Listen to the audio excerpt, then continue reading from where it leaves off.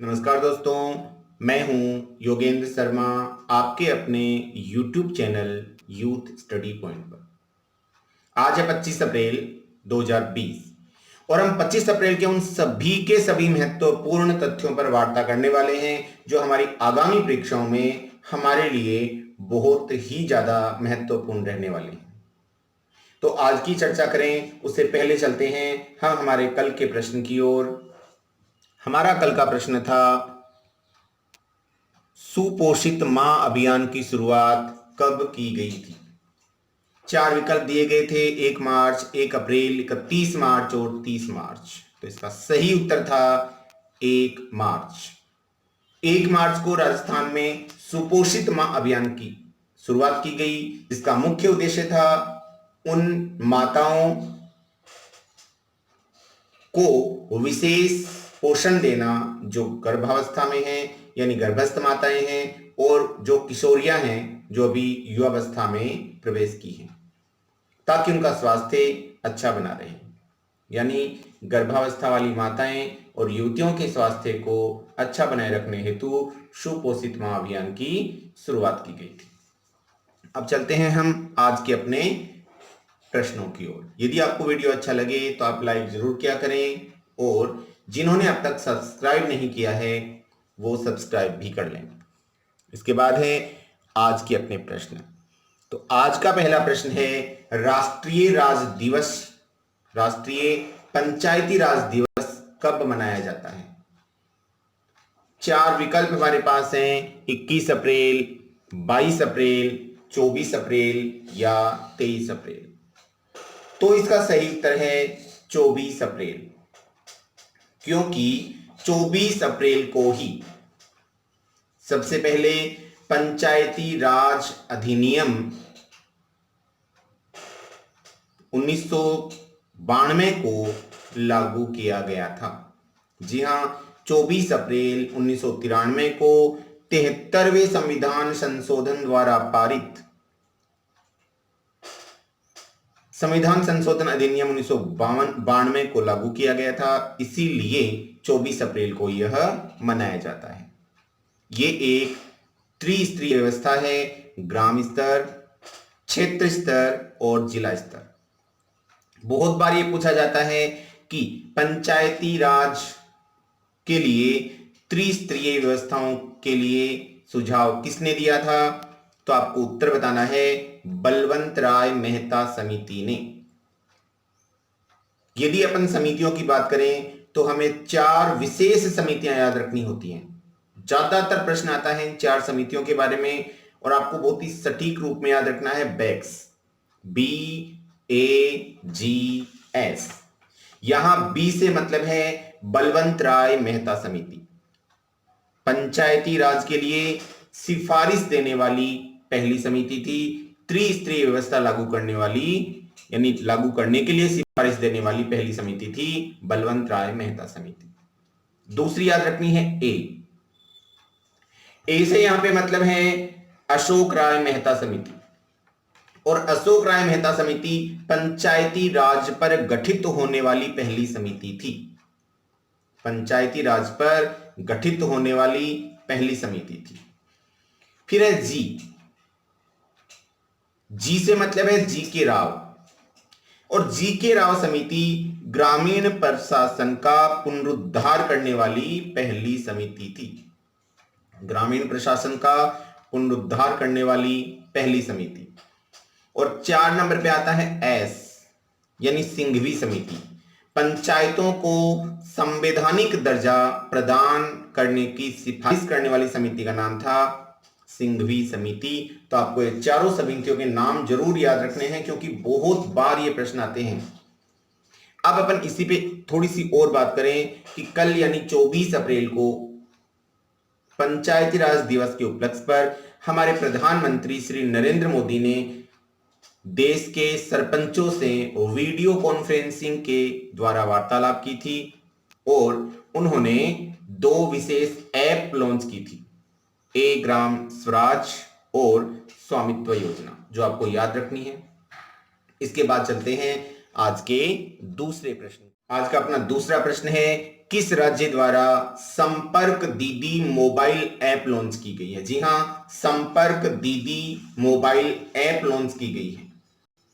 4 विकल्प हैं, उत्तराखंड, कर्नाटक, मध्य प्रदेश और मिजोरम। तो इसका सही उत्तर है वो है 1 नंबर विकल्प उत्तराखंड।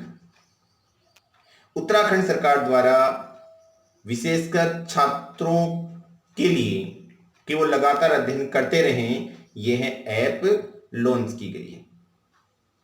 यदि अपन उत्तराखंड की बात करें तो राजधानी है देहरादून। वहां के मुख्यमंत्री हैं त्रिवेंद्र सिंह रावत और राज्यपाल हैं बेबी रानी मौर्य। उत्तराखंड में ही आपको एक नाम याद रखना है नेशनल पार्क का, जो बहुत बार पूछा जाता है, जिम कॉर्बेट नेशनल पार्क, जो कि भारत का सबसे पुराना नेशनल पार्क है और जिसकी स्थापना 1936 ईस्वी में हुई थी। पहले इसका नाम हेली नेशनल पार्क था। ये जरूर आप याद रखेंगे इस चीज को, क्योंकि सबसे ज्यादा पूछे जाने वाले प्रश्न हैं। उसके बाद बात करते हैं आज के तीसरे प्रश्न की। हम आज का अपना तीसरा प्रश्न है, जम्मू कश्मीर का प्रथम कोरोना मुक्त जिला हाल ही में कौन सा बना है? जम्मू कश्मीर का पहला कोरोना मुक्त जिला किसको बनाया गया है?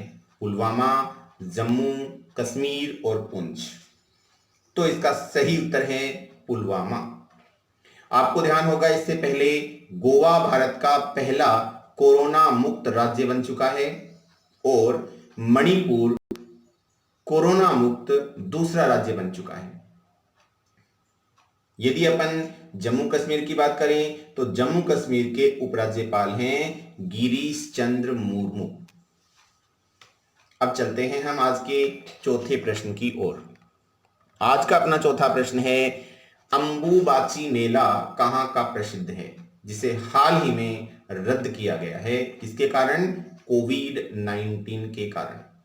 जी हां, कोविड-19 के कारण जो मेला अभी रद्द हुआ है, जिसका नाम है अंबुबाची मेला, आपको बताना है कहां का है। 4 विकल्प हैं, असम, मणिपुर, मिजोरम और मध्य प्रदेश। तो इसका सही उत्तर है 1 नंबर विकल्प असम। असम के कामाख्या माता मंदिर में यह मेला भरता था, लेकिन कोविड-19 के कारण इसे रद्द कर दिया गया है। अब यदि अपन असम की बात करें तो आपको पूछा जा सकता है कि असम की राजधानी, तो आपको बताना है दिसपुर। यदि आपको पूछा जाए असम के मुख्यमंत्री कौन है, तो सर्बानंद सोनोवाल। और यदि वहां के राज्यपाल के बारे में पूछा जाए तो आप बताएंगे जगदीश मुखी। वहां आपको 2 नेशनल पार्क भी विशेष याद रखने हैं। काजीरंगा नेशनल पार्क क्यों प्रसिद्ध है? तो एक सींग वाले गेंडे के कारण। बहुत बार आ गया प्रश्न। काजीरंगा नेशनल पार्क एक सींग वाले गेंडे के कारण प्रसिद्ध है और एक मानस नेशनल पार्क भी वहां का प्रसिद्ध है। आपको ध्यान होगा हमने एक दिन बात की थी, रेडियो प्रोग्राम छात्रों को पढ़ाने के लिए शुरू करने वाला प्रज्ञा के नाम से शुरू किया था एक ऐप, वो भी किसने की थी? असम सरकार ने की थी। इसके बाद है आज का अपना पांचवा प्रश्न। आज का अपना पांचवा प्रश्न है, माई बुक माई फ्रेंड अभियान का शुभारंभ किसके द्वारा किया गया? प्रश्न को पुनः सुन लें। माई बुक माई फ्रेंड अभियान का शुभारंभ किसके द्वारा किया गया है? गृह मंत्रालय, एमएचआरडी, स्वास्थ्य मंत्रालय या कृषि मंत्रालय? तो इसका सही उत्तर है 2 नंबर विकल्प एमएचआरडी, मानव संसाधन विकास मंत्रालय।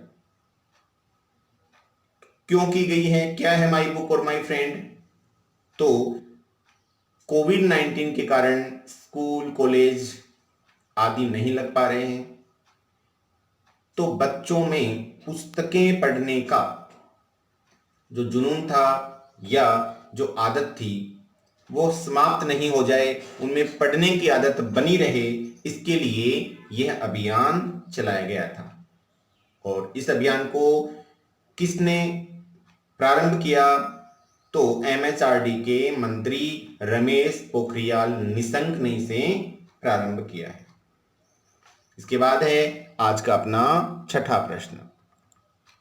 आज का अपना छठा प्रश्न है एम कोविड-19 मोबाइल ऐप किस राज्य द्वारा लॉन्च की गई है? 4 विकल्प हैं, असम, मणिपुर, मिजोरम और मध्य प्रदेश। तो इसका सही उत्तर है 3 नंबर विकल्प मिजोरम। अब आपके दिमाग में यह आया होगा कि ये क्या है, एम कोविड-19 मोबाइल ऐप क्या है और इसे क्यों प्रारंभ किया गया है? तो देखिए, विशेषकर जो ट्रक ड्राइवर हैं और जो एक स्थान से दूसरे स्थान पर आवश्यक वस्तुओं का संचार कर रहे हैं, उनको ले जा और ला रहे हैं, उनके लिए इस ऐप को बनाया गया है ताकि उन्हें ई पास मुहैया कराया जा सके। यानी विशेषकर परिवहन को सुरक्षित बनाना, आसान बनाना, ताकि उनके पास ई पास पहुंच जाए के लिए मिजोरम सरकार द्वारा एम कोविड-19 मोबाइल ऐप विकसित की गई है। अब यदि अपन मिजोरम की बात करें तो राजधानी है आइजोल, इसके मुख्यमंत्री हैं जोरामथंगा और राज्यपाल हैं श्रीधरन पिल्ले। तो एम कोविड-19 किन के लिए है?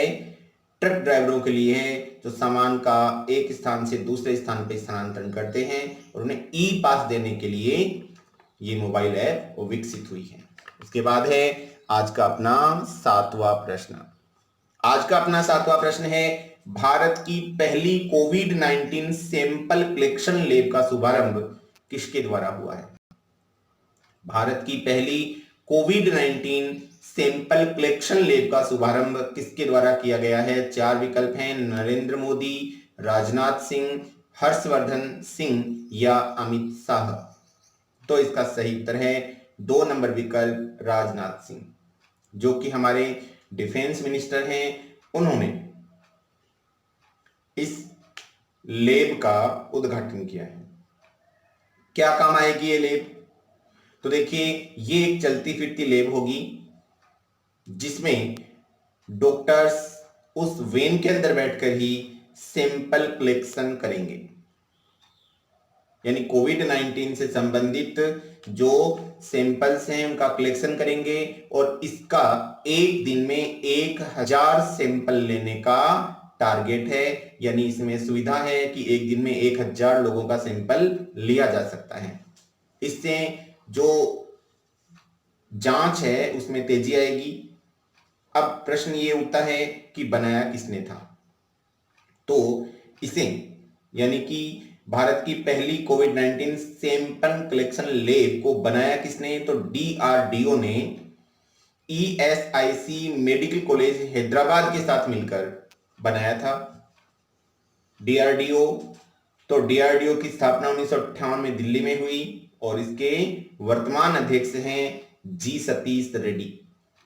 बहुत बार ये पूछा जाता है कि इसका मोटो क्या है, उद्देश्य क्या है, यानी कि मुख्य वाक्य, ध्येय वाक्य क्या है? तो आपको बताना है बलस्य मूलम विज्ञानम। बहुत बार SSC में प्रश्न आता है बलस्य मूलम विज्ञानम। उसके बाद चलते हैं आज के अपने आज का 8वां प्रश्न है लॉकडाउन लर्नर्स सीरीज का शुभारंभ किसके द्वारा किया गया है? 4 विकल्प हैं, MHRD, UNODC, WHO और DRDO। तो इसका सही उत्तर है 2 नंबर विकल्प UNODC। जी हां, UNODC के द्वारा इसे प्रारंभ किया गया है। अब आपके दिमाग में प्रश्न आया होगा कि UNODC क्या है? तो इसकी फुल फॉर्म होती है United nation office of drugs and crime. पुनः सुन लीजिएगा, United nation office of drugs and crime के द्वारा लॉकडाउन लर्नर्स सीरीज का शुभारंभ किया गया है। उद्देश्य क्या है? तो इसमें छात्र और अध्यापकों को संबोधित करने के लिए यह सीरीज प्रारंभ की गई है। इसके बाद है आज का अपना नवा प्रश्न। आज का अपना नवा प्रश्न है, किस देश द्वारा WHO को $30 मिलियन का अनुदान देने की घोषणा की गई है? जी हाँ, हाल ही में WHO को $30 मिलियन का अनुदान देने की घोषणा किस देश के द्वारा की गई है? 4 विकल्प हैं, चीन, अमेरिका, भारत या जापान। तो देखिए, थोड़े दिनों पहले हमने बात की थी कि अमेरिका ने WHO को अनुदान देने के लिए रोक लगा दी है, तो अमेरिका तो इसका उत्तर हो ही नहीं सकता। इसका सही उत्तर है 1 नंबर चीन, क्योंकि चीन अपना प्रभुत्व स्थापित करने हेतु हर प्रकार के हथकंडे को अपना रहा है। इसी रूप में WHO पर भी अपना अधिकार जमाने हेतु उसने उसे $30 मिलियन का अनुदान देने की घोषणा की है। WHO की बात करें तो WHO के लिए पूछा जा सकता है कि WHO की स्थापना कब हुई? तो 7 अप्रैल 1948 में जिनेवा में इसकी स्थापना हुई थी। और इसके वर्तमान अध्यक्ष कौन है? तो इसके वर्तमान अध्यक्ष हैं टेड्रोस अधानोम। आपको ध्यान होगा, कल हमने बात की थी कि चीन ने एक डिजिटल करेंसी जारी की है, DCEP। और ये जो डिजिटल करेंसियां होती हैं दोस्तों, ये एक प्रकार से अपनी काली कमाई को छुपाने का सबसे आसान तरीका होती हैं। और यही एक तरीका चीन इस समय ढूंढ रहा है, ताकि और दूसरे लोगों की जो करेंसी हैं, जो रुपए हैं, जो पैसे हैं, वो उसके पास आ जाए। क्योंकि आपको ध्यान होगा, इससे पहले एक बिटकॉइन नाम से डिजिटल करेंसी मार्केट में आई थी, जिस पर भारत में रोक है, और वो 1 लाख गुना उसकी कीमत बढ़ गई थी। क्योंकि शुरुआत में जिसने 1 रुपए का बिटकॉइन लिया था, 1-1.5 साल में ही 1 लाख रुपए हो गए थे। तो एक प्रकार से काली कमाई का एक बहुत बड़ा जरिया बन गया था बिटकॉइन। अब अपन चलते हैं आज के अपने 10वें प्रश्न की ओर। आज का अपना 10वां प्रश्न है, आप्त मित्र हेल्पलाइन मोबाइल ऐप किस राज्य द्वारा शुरू की गई है? आपके पास हैं 4 विकल्प, कर्नाटक, मणिपुर, मिजोरम और मध्य प्रदेश। तो इसका सही उत्तर है कर्नाटक। कर्नाटक द्वारा आप्त मित्र हेल्पलाइन मोबाइल ऐप शुरू की गई है। इसके बाद है आज का अपना 11वां प्रश्न, और 11वां प्रश्न है, किस देश में भारतीय उच्चायोग ने व्यापार संवर्धन पर वेबिनार का आयोजन किया है? 4 विकल्प हैं, बांग्लादेश, नेपाल, चीन और म्यांमार। तो इसका सही उत्तर है 1 नंबर बांग्लादेश। अब आपके दिमाग में ये आया होगा कि वेबिनार क्या होता है। तो दोस्तों, जिस प्रकार से सेमिनार होता है, वैसे ही वेबिनार है। अंतर इतना है कि सेमिनार में हम फिजिकली उपस्थित होते हैं, लेकिन वेबिनार में वो वीडियो कॉन्फ्रेंसिंग के द्वारा सेमिनार अटेंड की जाती है, यानी एक प्रकार का लोगों से मुलाकात की जाती है। ये तो थे अपने आज के विशेष प्रश्न। अब अपन चलते हैं आज के राजस्थान से संबंधित विशेष प्रश्नों की बात करें, क्योंकि राजस्थान पुलिस रीट और शिक्षक भर्ती के लिए राजस्थान पुलिस से भी संबंधित प्रश्न ज्यादा आते हैं। तो राजस्थान से संबंधित आज का पहला प्रश्न है, कृषि क्षेत्र में सुविधा हेतु राजस्थान में कौन सी मोबाइल ऐप लॉन्च की गई है? 4 विकल्प हैं, किसान साथी, सारथी मित्र, राज किसान साथी और राज किसान सारथी। तो इसका सही उत्तर है वो है राज किसान साथी। जी हां, राज किसान साथी के नाम से ये ऐप विकसित की गई है। कहां पर? तो बात करेंगे अपन राजस्थान में। किसने इसे लॉन्च किया? तो वर्तमान कृषि मंत्री लालचंद कटारिया के द्वारा इसे लॉन्च किया गया है। उद्देश्य क्या है? तो किसानों को एक ही स्थान पर हर प्रकार के ऑनलाइन सुविधा को प्रदान करने हेतु इस ऐप को लॉन्च किया गया है। इसके बाद है आज का दूसरा प्रश्न। दूसरा प्रश्न है, राजस्थान का पहला जैविक गांव कौन सा है? जी हाँ, राजस्थान का पहला जैविक गांव कौन सा है? पिपराली, दादिया, ओजटू या मंगसीसर? तो इसका सही उत्तर है 2 नंबर विकल्प दादिया। जयपुर के दादिया को राजस्थान का पहला जैविक गांव घोषित किया गया है। इसमें